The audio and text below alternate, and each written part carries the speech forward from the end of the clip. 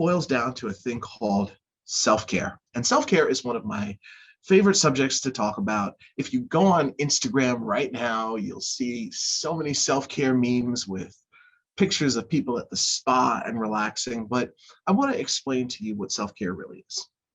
Self-care is anything that you do for your health when you're not directly in the presence of a medical professional. That's it. It's anything that you do that's proactive for your health, to nurture it, to improve your health. But there's a difference between self-care and escape activities. Years ago, I was at a presentation and I did something that you should never do at a presentation, especially if you're a speaker. I lied to my audience. Totally lied to my audience. Will never do it again.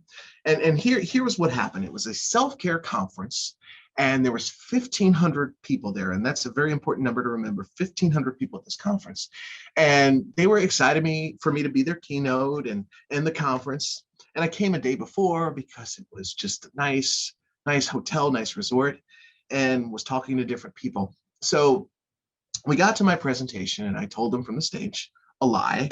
I said, ladies and gentlemen, I have given you the Mike Veny self-care assessment, and I have the results.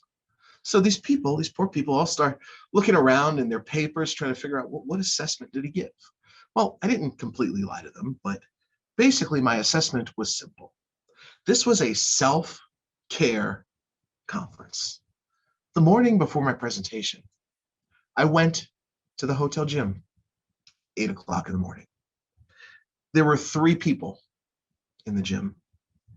The night before at the bar, there were 300. When I explained that to them, the look of embarrassment is one I will never forget on their faces. And my goal wasn't to embarrass them, but was to point out something very specific.